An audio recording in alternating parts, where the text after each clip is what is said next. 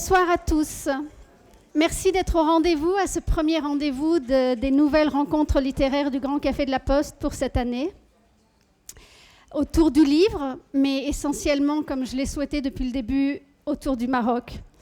Je voulais juste prendre 3 secondes pour faire un hommage à Farid Belkaya, qui nous a quittés hier et qui a été enterré à Marrakech cet après-midi. Ce grand artiste précurseur de l'art contemporain marocain. Voilà. Je voulais aussi vous dire 2 mots sur les personnes que je vais recevoir jusqu'à décembre. On recevra Driss El Yazami, franco-marocain, président international des Ligues des droits de l'homme, passionné de littérature, qui viendra nous parler des droits de l'homme et de la littérature à travers Dostoïevski et d'autres auteurs. Je recevrai aussi...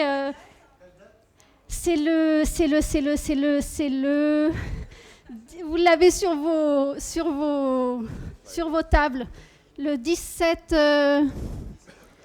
octobre. Merci. Je viens d'inviter le lauréat du 5e prix littéraire de la Mamounia, Reda Dalil, pour le job. Je n'ai pas encore la date. Si vous marquez vos petits emails sur les cartes blanches aussi qui sont sur vos tables, je vous ferai parvenir la date exacte. Fin novembre, je recevrai Ami Bouganim pour son ouvrage historique, mais écrit avec le style et la poésie, sur Essaouira. C'est personnellement un ouvrage qui m'a profondément réjoui et je me réjouis de le recevoir. En décembre, l'historien Hamid Triki nous fera une conférence des plus spirituelles à l'approche des fêtes de Noël sur l'histoire des 7 saints de Marrakech. Oups. Voilà. Et enfin, avant la fin de l'année, Monsieur le ministre et président de l'Institut du monde arabe, qui hébergera une exposition sur le Maroc contemporain d'ici quelques jours, Monsieur Jack Lang, passera autour du mois d'octobre ou novembre. Là aussi, je n'ai pas la date exacte et je vous la communiquerai. Pour ce soir, je suis ravie d'accueillir Monsieur Guillaume Jobin, un auteur français. C'est la première fois que je reçois un auteur français. J'avais très envie de recevoir quelqu'un qui puisse nous parler du Maroc avec plein d'enthousiasme. Et donc, c'est sur le général résident Hubert Lyautey. Permettez-moi de dire 2 mots sur vous. Vous pouvez vous asseoir, sinon moi je dois rester debout. Donc, vous êtes diplômé d'HEC et président de l'École supérieure de journalisme de Paris, pour laquelle vous êtes à l'initiative des établissements de Rabat, d'Alger et de Tunis, et d'autres à venir, je crois. Casablanca. Vous avez créé la maison d'édition Casa Express, fondée à Rabat en 2012, qui a édité 2000 ans d'histoire marocaine, Les 5 gardiens de la parole perdue, L'amour au Maroc, Ombre sous l'amandier, ou encore L'inspecteur Dali à Casablanca. Vous êtes aujourd'hui l'auteur du livre le plus vendu au Maroc cette année, Le Résident. Je sais que vous avez... devant Marc Lévy, bravo, que je ne recevrai pas, je suis désolée. Je sais que vous avez... Je ne sais pas grand-chose sur vous et j'ai envie de découvrir, donc vous allez nous partager un petit peu avec nous. Je sais que vous avez épousé l'une des plus ravissantes femmes de ce royaume, dont je suis ce soir vêtue. C'est plus la peine de me demander où je me suis habillée ce soir. Madame Fadila El Gadi, qui vient d'ouvrir sa jolie boutique à Marrakech. Voilà. Je voulais savoir depuis combien de temps vous étiez au Maroc, quelles avaient été vos inspirations avec le Maghreb, avec le Maroc en particulier. Je suis arrivé au Maroc il y a 7 ans. Totalement par hasard, je ne connaissais pas le Maroc, c'était pour créer l'école à Casablanca, le premier établissement. Et je suis tombé, je pense comme beaucoup d'entre nous ici, sous le charme de ce pays. Et je suis resté.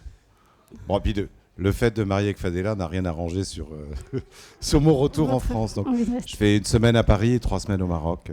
Hamdoullah, comme on dit chez moi. Le général Lyautey, le résident. Maréchal, Elsa, maréchal. Mais vous dites aussi... Non, parce qu'il y a un moment, il est général, mais c'est aussi... J'ai entendu plein d'interviews avec vous dites général, donc je me suis... C'est la plus haute... Non, mais je fais ça, c'est une plaisanterie, mais c'est le plus haut titre, la plus haute distinction, oui. Pardon, de l'armée française. Donc, Rien n'est trop beau pour le Maroc. C'est la phrase que vous avez choisie essentiellement pour illustrer c'est une phrase son que Lyautey... personnage. Je peux me lever pour parler? Oui, bien Je sûr, préfère. pardon. C'est mon côté prof, un petit peu. Rien n'est trop beau pour le Maroc. Lyautey était en train de choisir des échantillons de marbre pour faire le palais du sultan et puis la résidence à Rabat. Et on lui présentait que des échantillons de marbre de deuxième qualité, pas du marbre italien, enfin des marbres. Et Lyautey a dit, non, mais il a tout jeté à la poubelle. Il a dit, prenez-moi ce qu'il y a de plus cher, rien n'est trop beau pour le Maroc. J'ai trouvé que cette phrase était emblématique de l'œuvre de Lyautey. Ça résume, pour ceux qui n'ont pas envie de lire le livre, ça résume le livre en gros. Mais... Quand vous nous quitterez ce soir, je crois que ceux qui n'ont pas envie de lire le livre auront envie de lire le livre. Non, mais ceux qui n'ont pas envie, ils peuvent lire la 4e de couverture et prendre cette phrase-là. Ils auront saisi l'essence de ce que je veux dire à propos du général Lyautey. Mais je vais vous la lire, la 4e de couverture. Ce livre va contre toutes les idées reçues au sujet du maréchal résident. Avec un regard neuf, l'auteur présente des faits encore méconnus ou jusqu'ici mal interprétés à propos d'Hubert Lyautey et des 30 années de son rêve marocain, apportant ainsi une vision inédite des relations franco-marocaines. Résident, général au Maroc pendant 12 ans, Lyautey façonne le pays qu'il a dirigé comme jamais aucun dirigeant n'a pu le faire. Il a certes restauré les fastes de la monarchie chérifienne, mais il a surtout su habilement circonvenir en douceur l'islam marocain et ainsi gagner la paix au Maroc pour plus d'1 siècle. Ce fut là son vrai succès. Contrairement à la légende, Lyautey n'était ni aristocrate, ni monarchiste, mais un bon républicain.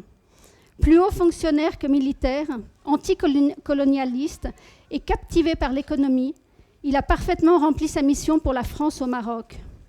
Artiste, athée, versatile, homosexuel, dilettante, indépendant, narcissique, subversif et impatient, Hubert Lyautey disait de lui-même qu'il était tout cela à la fois et bien plus. Enfin, il est surtout le père de l'exception franco-marocaine, la bonne entente privilégiée entre les deux nations. Je voulais aussi commencer par vous lire un extrait du livre. Lyautey est un jouisseur et un esthète. Il a la réputation d'être un homme d'une grande culture, également artiste et mécène. Ses dessins témoignent d'une recherche constante de la perception de son environnement, mais un officier se doit alors de savoir dessiner grâce aux cours de topographie. Incapable de donner un sens profond à la vie après son éloignement des religions, il se réfugie dans la satisfaction de l'esthétique et dans la symbolique de la cohérence sociale et humaine. Que vaudrait l'humanité sans l'honneur et la noblesse des choses? Lyautey a plus le... Pardonnez-moi Elsa, cette dernière phrase, c'est une phrase de Lyautey, oui. C'est pas une phrase de moi. Et qui me paraît très symbolique parce que tout ce qui intéresse Lyautey, c'est de faire de belles choses. Je vous en parlerai après. Mais... Lyautey a plus le sens du résultat que celui du protocole. Venez me voir, quelle que soit votre tenue, dit-il, au milieu de la nuit, à un de ses collaborateurs convoqués à la résidence. Pragmatique et réaliste, il affirme « On ne prévoit jamais assez d'imprévus ». Il est impatient, sans pour autant être victime de la manie conceptuelle des Français qui perd le protectorat après son départ. Il dit à son équipe « Je suis le technicien des idées générales. L'essentiel, c'est de désencombrer mon esprit. Si je passais mes jours à contrôler, où trouverais-je le temps de gouverner ?»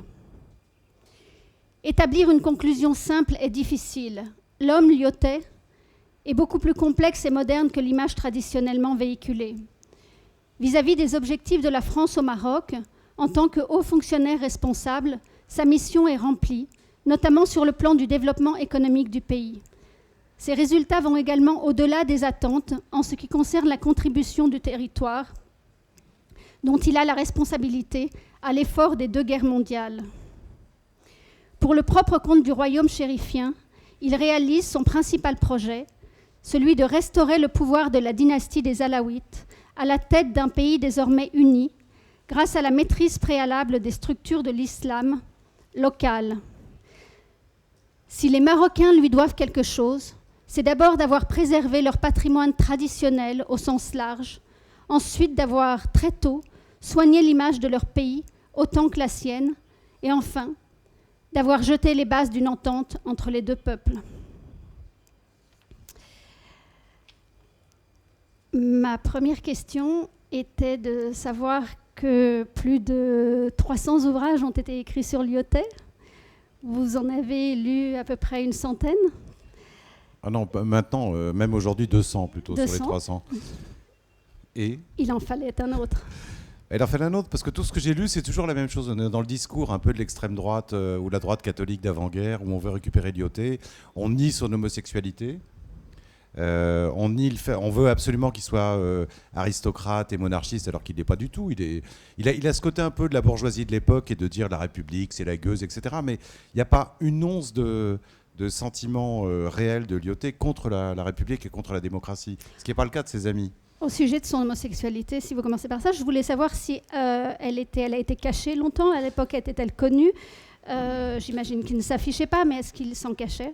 Je pense que la France de l'époque était dans un sens plus libérale que la France de maintenant. C'est-à-dire que ça ne faisait pas un drame, et en tout cas dans l'armée et dans la politique, ça ne posait pas de problème. On n'en parlait pas parce que ça relevait du domaine de la vie privée. Maintenant, on a les maîtresses de présidents qui publient à 500 000 exemplaires leur vie sexuelle, mais à l'époque, on n'en parlait pas. Il n'y a que la presse française du Maroc qui en parlait à demi-mot en traitant Lyautey de mignon, de muscadin, des termes de l'époque. Mais ça ne posait pas un problème. Et c'est ce qu'on retrouve un peu dans la société marocaine aujourd'hui, où l'homosexualité, normalement, il n'y a pas d'homosexuels au Maroc, comme chacun sait, à part les étrangers, mais à l'époque de Lyautey, on pouvait faire ce qu'on voulait à condition que ça ne s'affiche pas et qu'on garde une pudeur dans le discours. Ceci dit, on va sur Internet et sur eBay, Alain Reuls, le bouquiniste de Marrakech, m'a montré des lettres de Lyautey qui décrit ses aventures sexuelles avec un jeune lieutenant. Il n'y a pas photo. Alors que j'ai même maintenant encore des journalistes français qui me disent non, Lyautey n'était pas homosexuel. Donc il faut leur coller la lettre sous le nez. Bon, c'est pas le sujet fondamental du livre, parce que c'est pas. Non, mais c'est juste parce que c'est le premier livre qu'il évoque. C'est le premier livre qu'il évoque parce que je pense qu'il fallait évacuer le sujet. Et comme sur le reste, et moi j'aime bien, c'est mon côté journaliste, j'aime bien la précision, j'aime bien que les choses soient prouvées. Si c'est pas prouvé, on l'évacue. Si c'est prouvé, on en parle.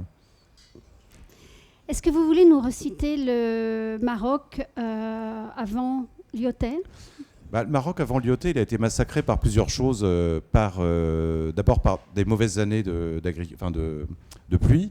Donc pas de pluie, pas d'agriculture, pas de culture, famine, épidémie.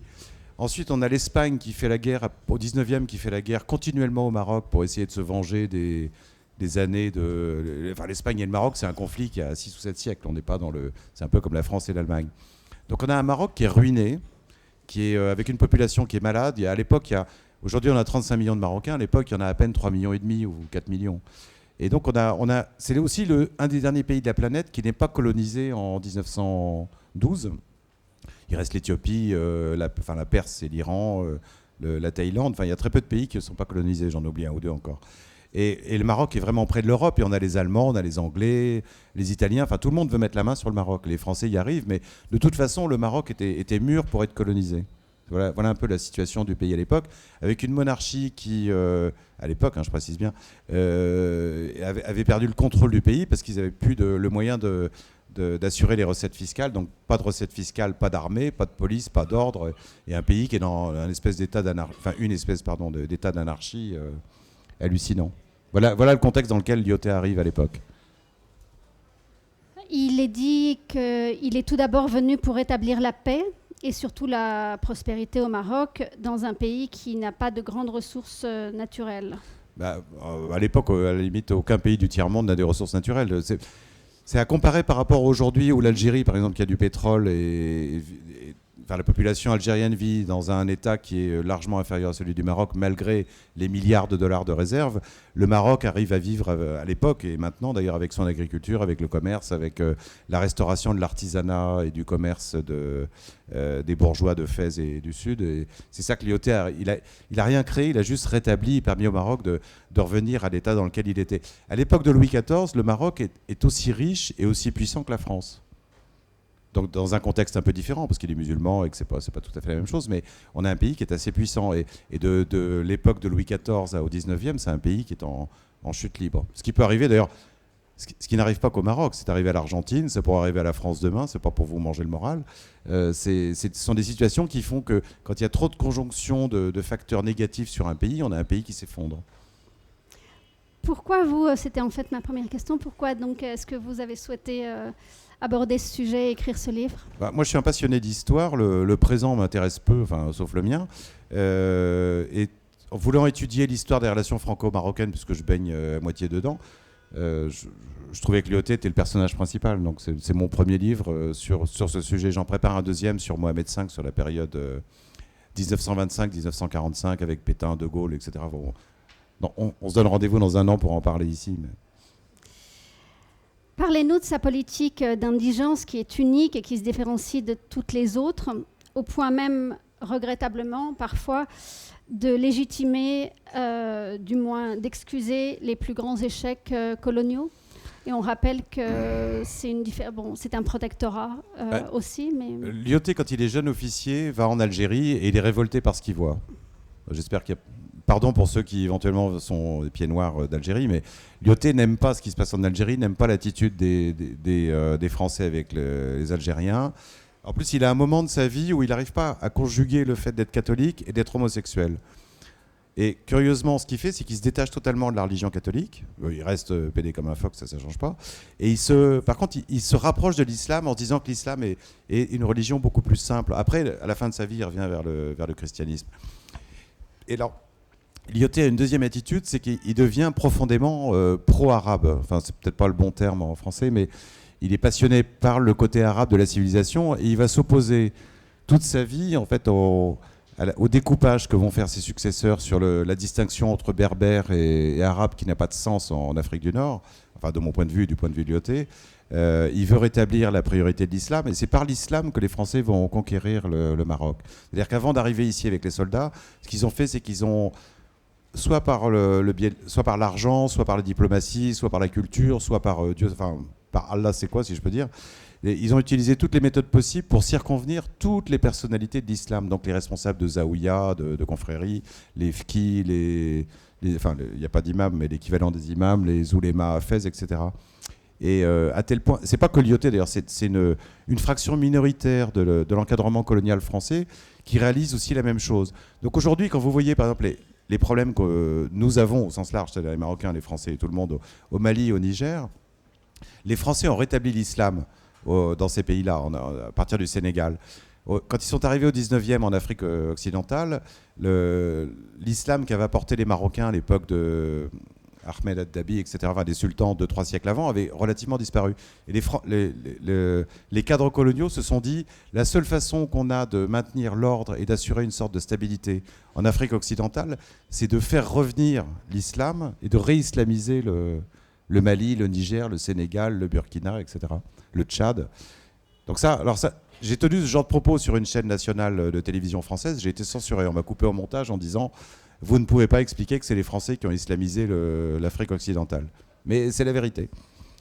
Et tout ça, enfin je fais une longue digression pour vous dire, c'est la base de la politique de Lyautey au Maroc. Lui, ce qu'il veut, c'est l'islam. Le patron de l'islam, c'est le sultan, donc le roi aujourd'hui. Donc on rétablit la prédominance du sultan, mais il n'a pas rétabli le sultan parce qu'il était royaliste, il a rétabli le sultan parce que c'est le patron de l'islam. Et que la seule façon d'avoir la paix dans le pays, c'est de rétablir l'islam. Au-delà de ça, vous dites, on évoque le fait qu'il ait pu se convertir à l'islam ? C'est ce que disent les Marocains et ils ont peut-être raison, on ne sait pas. On n'a pas de preuves, de toute façon ça relève du domaine privé, mais il y a des moments où c'est...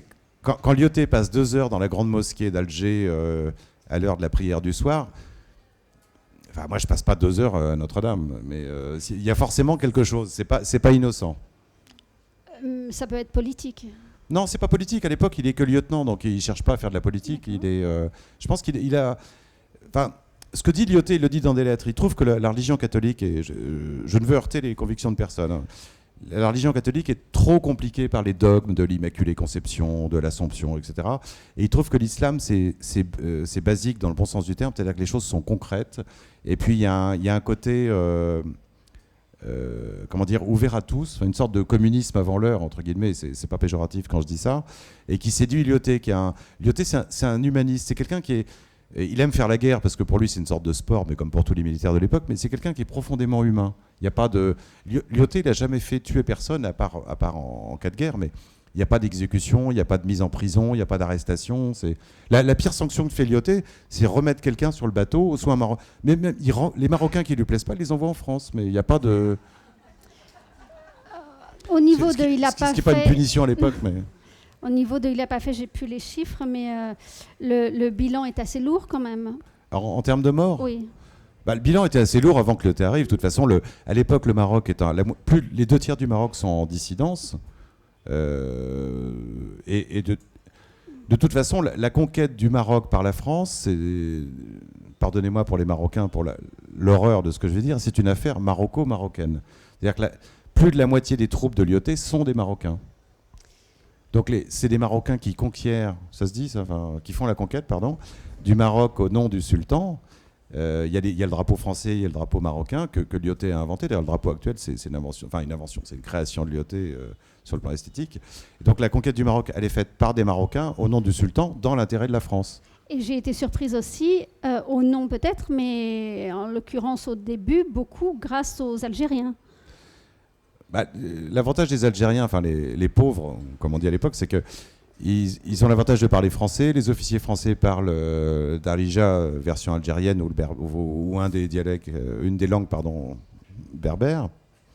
Et que c'est plus facile pour eux. Le numéro 2 du protectorat, c'est un Algérien qui s'appelle Kadour Ben Rabrit, qui est l'interprète du consulat de Tanger et qui devient le troisième personnage. Il y a Lyautey, il y a le sultan et il y a cet Algérien. Sans les Algériens, les Français ne seraient arrivés à rien au Maroc. Mais ils ont l'appui de 200 000 personnes qui j'allais dire c'est un filtre, c'est un côté négatif, mais qui pénètrent le Maroc. Vraiment, qui sont même considérés relativement comme des frères. Il n'y a pas de différence entre un Algérien et un Marocain. La différence, elle est faite aujourd'hui par les Algériens pour des histoires de politique, mais fondamentalement, il n'y en a pas. À part peut-être sur la cuisine, parce qu'on mange mieux ici. Alhamdoulilah. Je connais bien l'Algérie, j'aime beaucoup l'Algérie, je précise, ça n'a rien de péjoratif. Mais... puisqu'il était revenez sur le fait qu'il était royaliste en France, il faisait ce qu'on dit du catholicisme social. Ça fait 2 questions, Elsa, parce que royaliste ne signifie pas qu'on est humain. Non, mais il y a une petite affectation à l'époque dans l'armée, dans la noblesse et dans la cavalerie pour se dire on est royaliste, la République, etc. Mais bon, j'en ai parlé tout à l'heure. Il n'est pas royaliste, il est royaliste quand il est au Maroc. Oui. En France, il est républicain. Au Maroc, il est royaliste.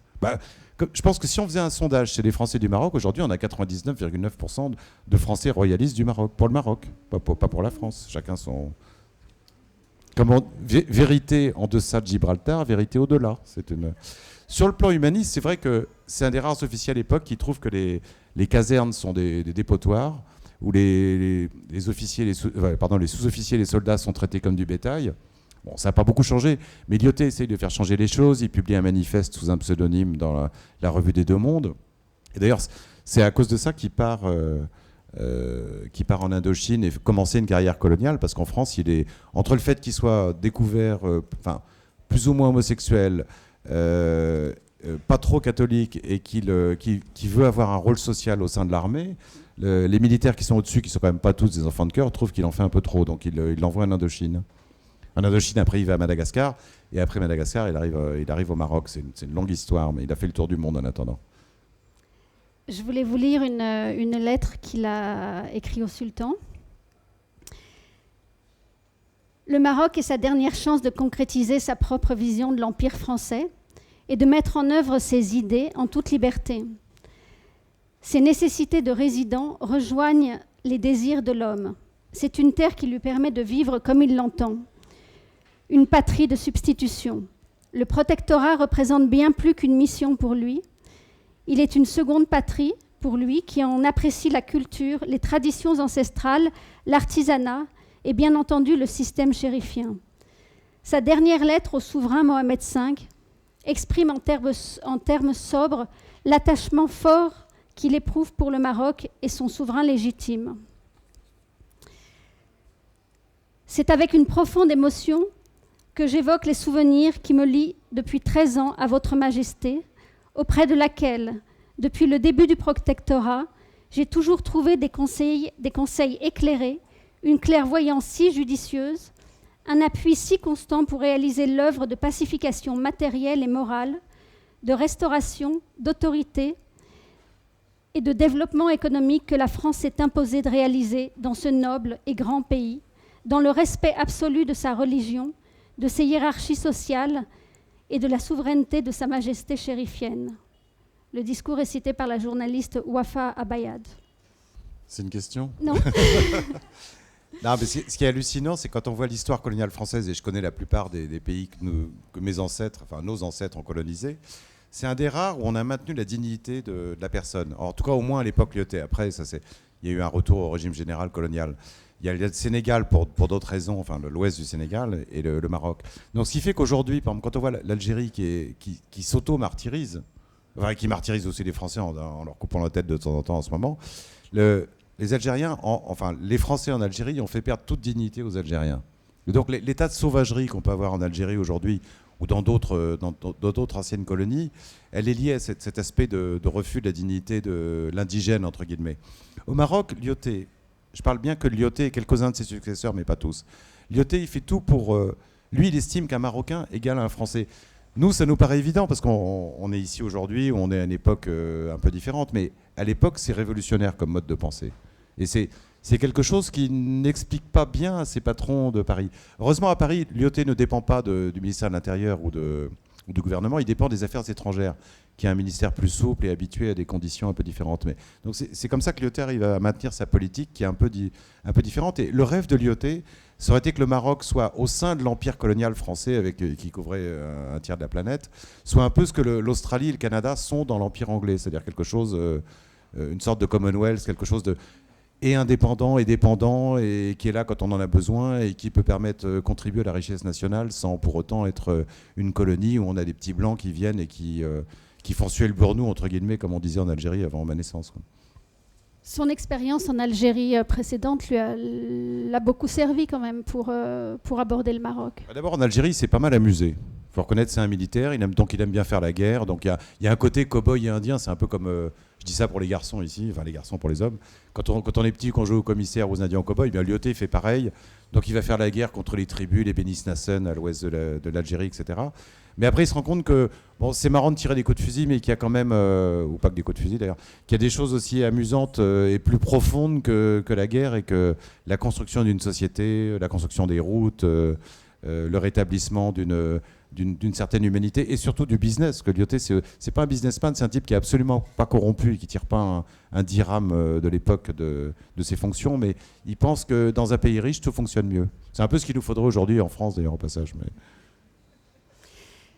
Vous parlez de la construction, il a vraiment une passion pour la construction des villes, pour l'architecture. Je pense s'il y avait eu les Lego quand il était petit, il aurait joué au Lego, mais là, comme il n'a pas de Lego, il joue au Maroc, et donc il construit son rêve, il fait des routes, des ponts, des trains, des bâtiments.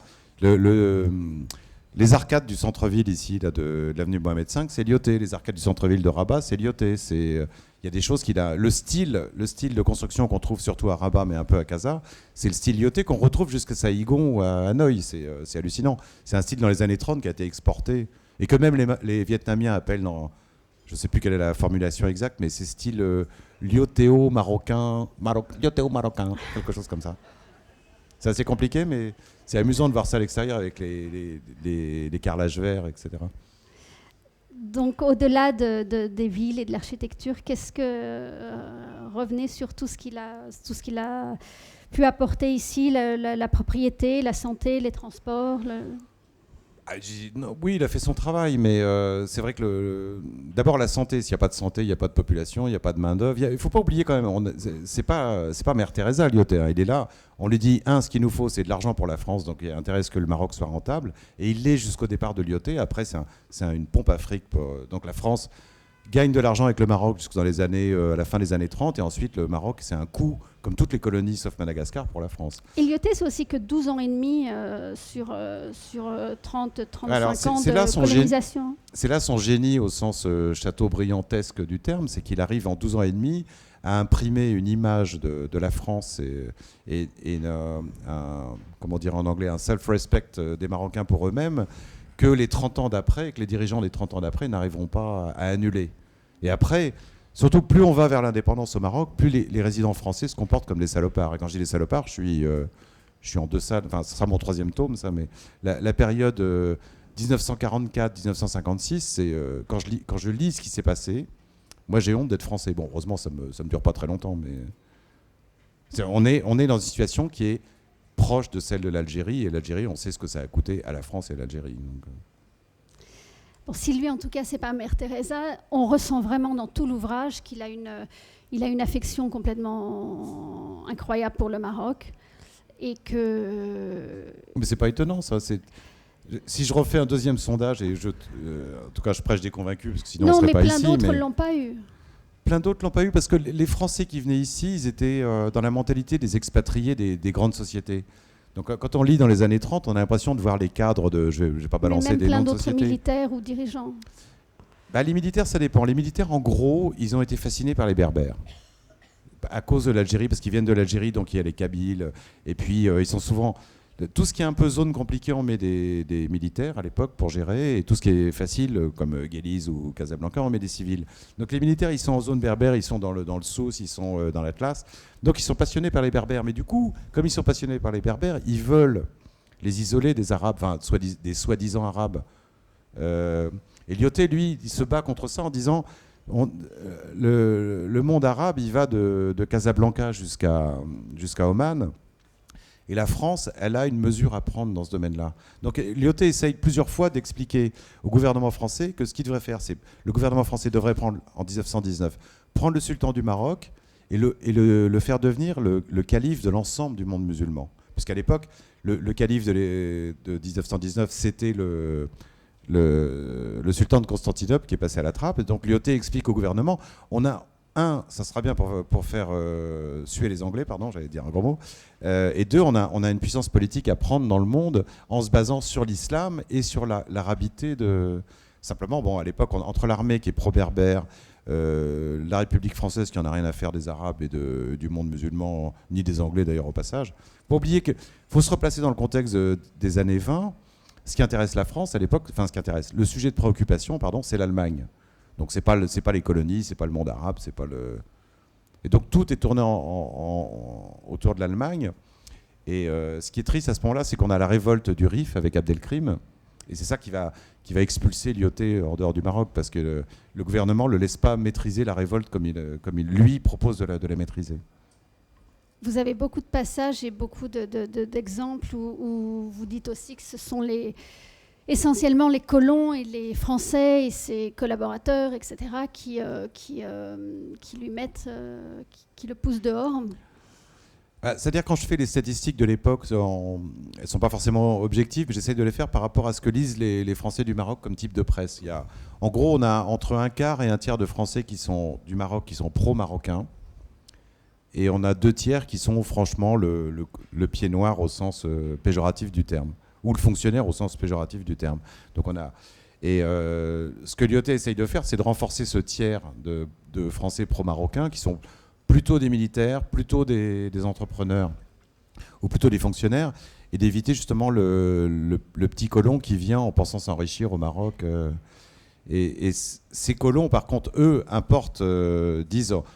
À la fin, en 55-56, il y a 400 000 Français ici. Et eux disent, on veut des députés, on veut des mairies, ce qui est normal, et on veut une représentation démocratique pour les Français, pas pour les Marocains. Et donc, ils vont amener tout ce train de ce que Lyautey appelle la démocratie avec un certain mépris au Maroc. Et c'est ces gens qui, à partir des années 20, vont essayer de le foutre dehors. La deuxième personne qui va le foutre dehors du Maroc, c'est Pétain, qui vient ici pour diriger les opérations contre Abdelkrim pendant la guerre du Rif. Et Pétain et Lyautey se détestent. Pétain a été chef d'état-major en 1916-1917, au moment où Lyautey est ministre de la guerre et de la défense nationale pendant 6 mois. Et à cette époque-là, ils vont se détester. Tout les sépare. Ils n'ont aucune philosophie commune, aucune origine, aucune croyance. Et Pétain, à l'époque, n'est pas pourtant d'extrême droite. C'est juste un politique. C'est quelqu'un qui va là où le vent souffle. Et Pétain a décidé qu'il aurait la peau de Lyautey, et il finit par avoir la peau de Lyautey et de le faire virer comme un malpropre, comme on renvoie une bonne du Maroc. Il n'était pas du tout prêt à partir, Lyautey, et comment il fait Lyautey, c'est le déchirement de sa vie. Lyautey, il serait bien vu rester au Maroc jusqu'à sa mort et se faire enterrer dans ce qu'il a fini par faire dans le jardin de la résidence à Rabat et rester là. Il n'avait aucune envie de revenir en France. D'ailleurs, quand il rentre en France, il se met à débloquer complètement. Enfin, il y a quelques années où ça se passe assez bien et ensuite il part en vrille. Mais... Et c'est avec un peu d'aigreur ou qui dit cette fameuse phrase le Maroc et Le Maroc, enfin moi je l'ai mis au présent. Le Maroc n'est qu'une province de mon rêve. Lyautey le dit au moment de sa mort. Le Maroc ne fut qu'une province de mon rêve. Parce qu'il avait un rêve plus large. Pour lui, le Maroc, c'était l'appui, le socle sur lequel la France coloniale pouvait remplir sa mission, et je mets des guillemets, civilisatrice et humaine dans le reste du monde. Il y a des très jolis passages où vous parlez de tous les artistes qu'il fait venir. C'est un peu le Jack Lang de l'époque. C'est mieux que Jack Lang d'ailleurs au Maroc. C'est-à-dire qu'il fait... Toute personne qui présente un intérêt... Parce que Lyautey va lancer le tourisme du Maroc très rapidement, et Marrakech en premier. Donc Marrakech devient... je crois qu'il y a encore des combats à Tarnaout, à 50 km de Marrakech, ou à 30 km de Marrakech, que Lyautey fait créer l'hôtel de la Mamounia, et Saadi qui a été créé par les Américains. Enfin, c'était un palais qui a été repris par les Américains. Et on a un tourisme, ça n'a pas changé d'ailleurs, vous me pardonnerez, un tourisme très chic qui arrive au Maroc. C'est toute la haute bourgeoisie, l'aristocratie qui viennent en vacances à Marrakech. Et à chaque fois que Lyautey trouve quelqu'un d'intéressant, que ce soit un médecin, un général, un peintre, un écrivain, il le garde pour lui. Donc il se fait son petit gouvernement à Rabat avec des peintres. C'est une sorte de Louis XIV ou de Frédéric II de Prusse éclairé. Citez-nous, parce que c'est assez plusieurs... Il y en a un qui est intéressant, c'est Tranchant de Lunel. Enfin, il y en a deux qui sont très intéressants. Il y a Prosper Ricard et Tranchant de Lunel. Tranchant de Lunel, c'est une sorte de André Malraux de Lyautey. C'est un type qui est aussi homosexuel que lui. Et d'ailleurs, il finit par le virer du Maroc parce qu'à un moment, le Tranchant de Lunel fait une fête... avec des marins français et des jeunes Marocains rue des Consuls à Rabat, et ça fait un scandale chez les bourgeois marocains en disant vous pouvez pas laisser des pédés comme ça dans la rue faire leur truc. Donc Lyautey lui dit écoute, je suis désolé, mais je te remets dans le bateau et tu pars demain. Alors que qu'est-ce qu'a fait le Tranchant de Lunel ? C'est lui qui a restauré les tombeaux. C'est lui qui a découvert les tombeaux saadiens ici, restauré la Koutoubia, restauré les murailles, restauré le Sheila à Rabat, etc. Le deuxième qui me paraît très intéressant, c'est le Prosper Ricard, qui lui est purement hétérosexuel et qui lui se dit le Maroc est en train de pourrir sur le plan économique parce que l'artisanat pourrit. Donc il fait ce que font des créatrices de mode de maintenant, c'est rétablir la broderie, la poterie, la vannerie, tout le travail artisanal qui faisait la richesse du Maroc. Les bourgeois de Fès, les Benchekroun, Benjeloun, Tazi, etc., à l'époque, ils ont fait leur argent avec cet artisanat, et Lyautey va permettre, avec le Prosper Ricard, de rétablir ça. Mais ça va assez loin, c'est-à-dire que c'est à Safi, c'est à Tiznit, c'est à Rabat, c'est à Marrakech, c'est à Casa. Et ça, c'est très important. Je pense, c'est pas la seule raison, mais c'est pour ça que l'artisanat marocain existe aujourd'hui et qu'on n'est pas juste envahi de cochonneries qui viennent de Chine. Au Maroc, je veux dire. C'est pas du tout un personnage, c'est un personnage très intuitif et qui n'est pas du tout militaire, qui n'est pas du tout le stéréotype militaire. Comme diraient mes amis italiens qui sont ici, c'est un personnage molto romantico. Il est... non, mais c'est un esthète, on aimerait avoir des personnages comme ça. C'est pas les dirigeants qu'on a aujourd'hui en France de droite ou de gauche qui sont purement basiques. Là. Il nous faut de la grandeur. Il crée le drapeau marocain, il dessine le palais le sultan n'a rien demandé, mais il lui redessine son palais. Il crée l'hymne national marocain, Al-Watan al-Malik, Allah, etc. C'est Lyautey aussi. Enfin, il se dit, il y a un tas de choses, et je pense que c'est un rêve d'enfant, mais à n'importe qui, on dirait aujourd'hui, tu as un royaume avec 4 millions d'habitants et qui fait la taille de la France et tu peux faire ce que tu veux. Mais on ferait tous ça. Enfin, je sais pas. En tout cas, moi. Mais alors, c'est peut-être mon fantasme que j'exprime dans le livre, mais non, mais que ce soit ici ou ailleurs. Mais... C'est ça qui est passionnant dans ce livre, c'est que non, ils l'ont pas tous fait, et non, toutes les colonies françaises n'ont pas fait ce qu'il a fait. Et c'est ce qu'on ressent dans ce livre, et ce qui est très touchant. Et bon, évidemment, j'ai découvert. On n'a pas que des salopards dans l'histoire coloniale, mais non, en mais gros, on en a 1 sur 2, mais c'est le 1 sur 2 qui finit par gagner, c'est toujours le salopard, malheureusement, dans l'histoire de France. Et on a Brazza au Congo-Brazzaville, en Algérie, on en a aussi un certain nombre. Il y a eu qui est un des maîtres de Lyautey, d'ailleurs, qui est Jonard, le gouverneur, quand Lyautey est nommé lieutenant en Algérie. On a des gens qui ont essayé de faire des choses. Même Léon Blum, qui n'est pas un personnage pour lequel j'ai une affection forte en France, au Maroc et en Algérie, il essaye de chercher comment en Algérie, il peut donner la citoyenneté aux Algériens françaises, en pensant... Il n'a pas tort, Blom, il se dit, de toute façon, dans quelques années, la France sera envahie d'Algériens, donc autant leur donner la nationalité maintenant. Il a 30 ans d'avance sur De Gaulle. Au Maroc, donc on a des gens comme ça, et c'est une exception. Non, c'est cette dualité qui est intéressante. Quand on regarde l'histoire coloniale des Portugais, des Espagnols, des Allemands, enfin les Allemands je les mets à part, mais en tout cas des Espagnols et des Anglais, on a cette dualité aussi qui fait que c'est jamais totalement noir ou totalement blanc. Et malheureusement, dans un livre, on est obligé d'être un peu réducteur. On ne peut pas dire... En écrivant cet ouvrage, comment avez-vous ressenti qu'il était perçu par les Marocains aujourd'hui ? Pour les Marocains, mieux que ce qu'on en pense nous, d'ailleurs. C'est un vrai héros du Maroc. Enfin, je ne veux pas parler à la place des Marocains, il y en a ici qui sont plus qualifiés que moi, mais dans les héros, entre guillemets, marocains... Pas tous les Marocains, parce que vous savez qu'en annonçant ce livre, j'ai on a reçu une photo avec Elsa, des têtes découpées, des petites menaces. Mais on a toujours quelques excités, quoi qu'on fasse. Mais en gros, pour la majorité des Marocains, Lyautey, c'est un grand personnage du pays. Et c'est rare qu'il y ait En France, nous, on a Jules César en France. C'est à peu près le même registre. C'est-à-dire que c'est un personnage étranger, mais qui crée quelque chose. Et s'il n'était pas un grand personnage, le livre ne se vendrait pas autant. Ma clientèle, elle est à 90% marocaine. Enfin, la clientèle du bouquin, je veux dire. Je me comprends. Il est tombé amoureux au sud. Non, mais moi, j'ai commencé le livre en me disant Lyautey, pour moi, c'est un maréchal de France comme Gallieni, comme... Vous savez, c'est les noms des boulevards derrière les gares en France, en province, etc. Et puis, je me suis pris d'affection pour le personnage. J'aurais pu me prendre de haine. Et bon, je ne veux pas déflorer mon 3e tome, qui sortira dans 2 ans, mais j'ai découvert que le maréchal Juin est un vrai salopard. Mais un vrai. Enfin, c'est exactement le genre de gens que j'aime pas. Et que Lyautey était un personnage... franchement, j'étais fier d'être du même pays que... C'est exactement le sentiment, Lyautey. Moi aussi. Donc, je l'ai découvert en lisant le livre. Et on fait... je suis au Maroc, mais bon, ça va. J'ai choisi le bon pays par rapport au... les idées reçues qui étaient sur Lyautey, c'était lesquelles que vous avez essayé On les a citées. Il est royaliste, il est monarchiste, il est hétérosexuel, il est républicain, tout ce genre de trucs. Il est colonialiste, il est... Est-ce vrai que c'est lui qui a, puisque c'est spécifique au Maroc, qui a rendu les mosquées accessibles qu'aux musulmans et pas... Non, ça l'était avant. Lui, il l'a écrit dans le code. D'accord. C'est-à-dire, Lyautey, c'est le premier dirigeant arabe, parce que là, dans cette dimension-là, il est arabe, qui prend l'usage et qui le traduit par un code écrit. Aucun pays arabe, jusqu'à Lyautey, n'a un code écrit. On est dans la charia, on est dans l'interprétation du Coran, mais on n'est pas dans un article 1, article 2. Donc ça concerne, l'interdiction aux infidèles de rentrer dans une mosquée, qui a toujours existé au Maroc. C'est pas Lyautey qui l'a créé, lui, il a fait que le marquer en article 6. Et l'appliquer ou pas ? Oui, il l'a appliqué, parce qu'il voulait pas... Il le dit, je ne l'ai pas écrit dans le livre, mais il ne voulait pas que les ploucs aillent polluer les mosquées. D'accord, mais c'est quand même donc une différence, puisqu'avant, ce n'était pas forcément appliqué. Non, avant, de toute façon, les infidèles n'avaient pas le droit de rentrer dans les mosquées au Maroc. Donc... Lui, il l'a fait appliquer par la police française, mais de toute façon, les Français n'étaient pas idiots, ils savaient qu'il...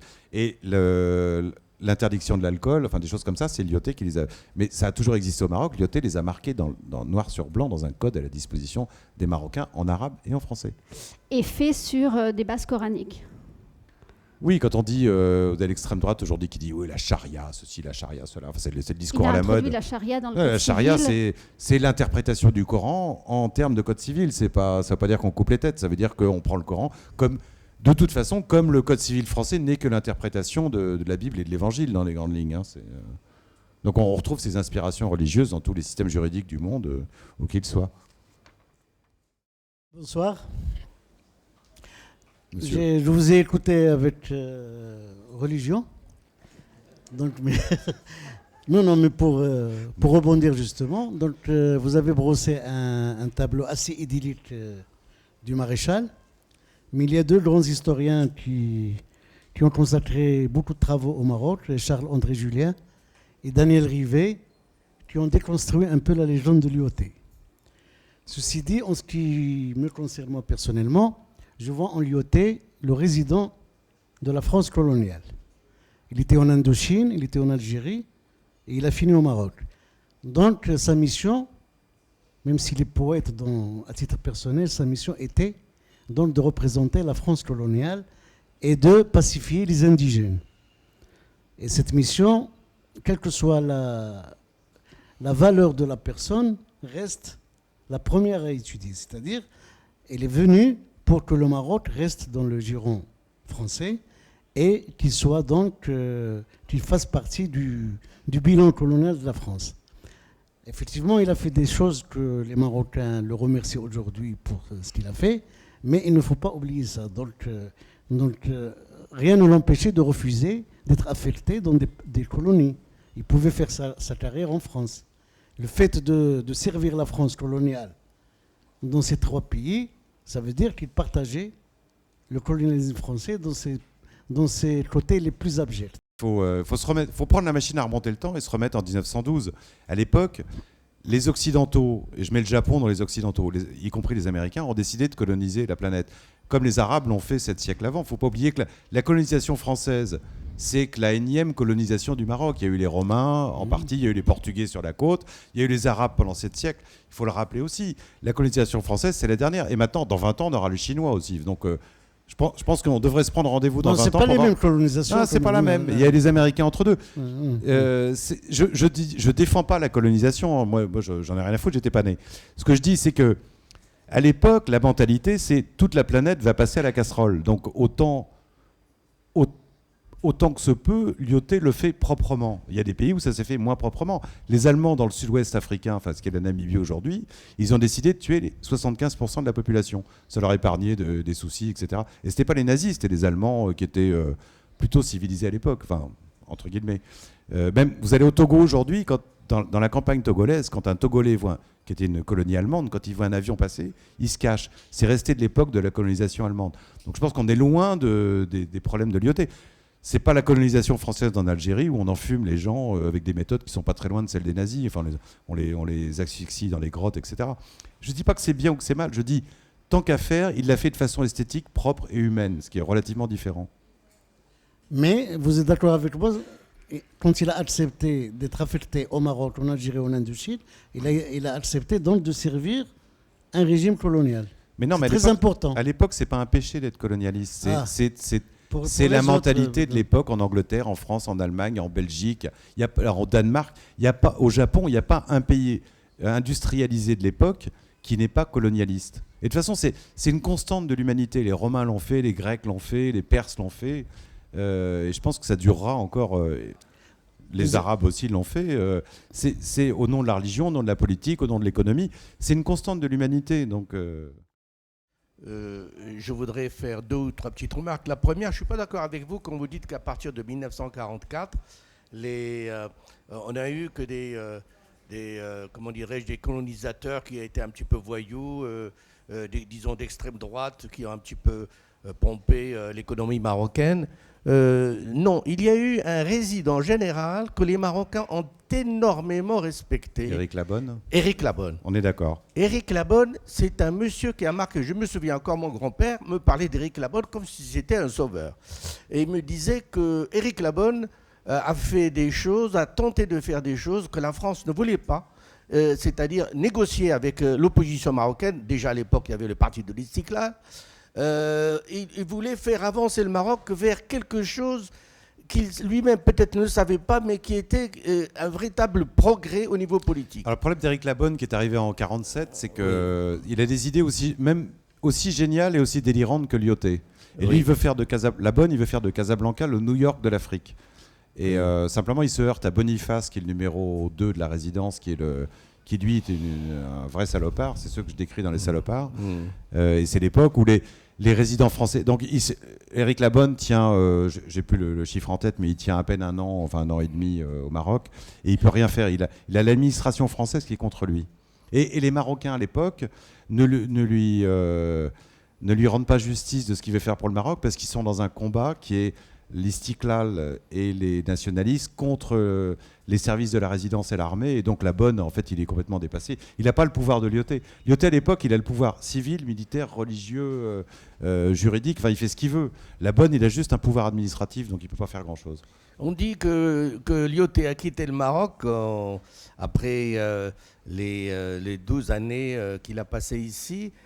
sans tambour et sans trompette. Il serait parti un petit peu... Il est parti avec sa petite valise sur oui, le voilà, paquebot. Il est arrivé quelqu'un- à Marseille. Quand il est arrivé à Marseille, il n'y avait personne pour l'accueillir.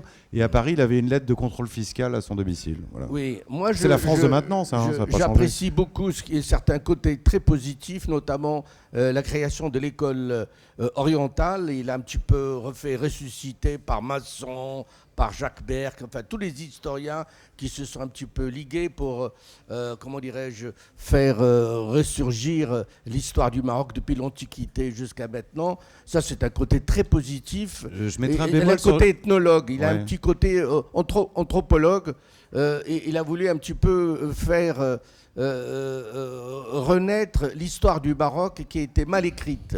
Ouais, elle l'est toujours au passage, mais il y a du travail à faire. C'est pour ça, je dis, c'est vrai que vous parlez tout à l'heure de Charles-André Julien, de Daniel Rivet. Charles-André Julien, c'est des gens qui ont écrit il y a, Rivet un peu moins, mais il y a 20 ou 30 ou 40 ans, et qui sont dans une logique anticolonialiste. Moi, je suis pas dans une logique anti ou pour. Je pense que le débat, il est passé, il est derrière nous. Maintenant, il y a d'autres débats.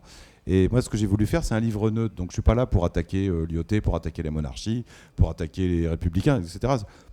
Juste dire ce qui s'est passé. C'est une photo, je suis journaliste. Moi, ce qui m'intéresse, c'est la réalité des faits. Il y a un dernier point que je voudrais souligner, c'est le côté très négatif du protectorat de l'époque, parce qu'on n'était pas une colonie, contrairement à ce qu'on dit souvent, ce n'était pas une colonie, c'était un protectorat, et le protectorat prévoit au préambule que le protecteur doit tenir compte de l'intégrité du roi et de la monarchie, c'est-à-dire c'est quelque chose d'assez sacré. Ça va plus loin que ça, c'est-à-dire que le traité de protectorat, oui. c'est ce que j'évoquais à propos du Canada, c'est on va laisser le Maroc se diriger de lui-même avec l'appui technique français. Oui. Ça n'a pas été exercé même 24 heures. Oui. Les Français, ils ont rétabli le sultan qui n'a aucun pouvoir. Le sultan, il a le pouvoir juste de dire oui. Et s'il dit non, oui. en 53, on l'expulse à Madagascar. Alors le côté très négatif, c'est l'instruction publique. On n'a pas créé des écoles d'État pour former les jeunes Marocains pour la relève, pour émanciper. À l'époque, qu'est-ce qu'on faisait? Écoutez, moi, je suis d'accord, c'est ce que je dis suis le produit. C'est ce que je dis dans ma conclusion. Voilà. Sur Lyautey. Voilà. C'est le côté très négatif. Merci. C'est moi. Bonsoir, merci pour votre présentation de votre livre. Moi, je voudrais soulever 2 petits points, si possible. Oui, d'accord. Merci. Le premier, dans votre récit, vous avez parlé d'une affinité pour les Berbères. Et il y avait, comment dire, on allait vers la création d'une séparation des Berbères et des Arabes, d'où le Daïr berbère de 1932. Et donc Lyautey allait dans le sens contraire. Et ce que je sais, c'est que depuis ce Daïr-là était le précurseur du nationalisme marocain. Deuxième chose dont je voudrais parler, c'est que c'est une question personnelle. En dehors du colonialisme propre que voulait instaurer Lyautey, d'après vous, de quel côté serait-il à la veille des discussions sur l'indépendance du Maroc d'Aix-les-Bains en 1955, d'après la fameuse phrase d'Edgar Faure à l'époque, où il disait « Autant se mettre à table aujourd'hui avec les notables de Fès que demain avec les dockers de Casablanca ». Où se situerait-il par rapport à cette déclaration? Merci. Non, mais Lyautey est très clair. En 1930, quand il y a l'affaire du DR berbère, les nationalistes ne réagissent pas parce qu'il y a le DR berbère. Ils utilisent le DR berbère pour émerger. Mais ils émergent partout, que ce soit dans tout le monde arabe, que ce soit en Égypte, en Syrie, au Liban, même en Arabie Saoudite. Et donc, Lyautey à l'époque, il y a un grand nationaliste qui s'appelle Mohamed Hassan Ouazani, qui crée le comité d'action marocaine qui réunit des intellectuels plutôt de Salé d'ailleurs, qui reste aujourd'hui encore une ville de pointe. Et Lyautey, ces gens-là vont consulter Lyautey en lui disant « Qu'est-ce que vous en pensez de nos revendications ?» Et la revendication, et vous tous les deux, là, vous l'avez souligné très justement, le comité d'action marocaine en 1930 demande l'application stricte du traité de protectorat. Rien de plus. Il ne demande pas l'indépendance au départ. Et Lyautey consulté dit, si on ne réagit pas maintenant, si on ne donne pas, si on n'accède pas à leurs demandes, on va vers une catastrophe dans les années qui viennent. Et il le répète plusieurs fois. Et les ministres français à l'époque commencent les affaires étrangères et le Premier ministre, enfin les premiers ministres, les présidents du Conseil, commencent un petit peu à flipper sur le Maroc en se disant on risque des problèmes, etc. Parce que c'est un des pays qui devient les plus agités dans l'empire colonial avec ce qui va devenir le Vietnam avec l'Indochine. Et Lyautey leur donne toujours le même conseil, c'est aller dans le sens du vent, un peu ce que vous avez dit. Il faut qu'on lâche du lest et qu'on leur accorde un certain degré d'autonomie. Ce que les Anglais ont fait en Égypte, en Égypte, en Irak, les Anglais avaient déjà lâché du lest depuis longtemps. Les Français, la France à l'époque, c'est un pays où l'élite elle a été massacrée entre 14 et 18. Donc qu'est-ce qui reste ? Je ne veux pas caricaturer, mais c'est pas l'élite qui est à la tête de la France en 1919. C'est l'élite, elle s'est fait tuer. Et donc on reste des gens qui sont arc-boutés sur une position un peu rétrograde, un peu fascisante, etc. Et qui veut surtout pas céder quoi que ce soit aux pays qui dominent. Et plus la France est faible, plus elle devient dure avec les pays qu'elle domine. Et c'est un peu ça qui se passe dans la période. Et Lyautey donne exactement des conseils inverses aux ministres et aux présidents du Conseil de l'époque.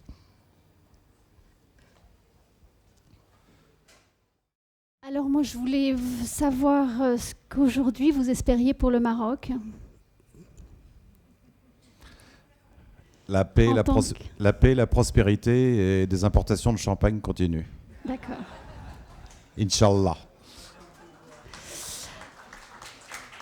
En tant que journaliste, ces 10 dernières années, la liberté d'expression a fait un énorme pas.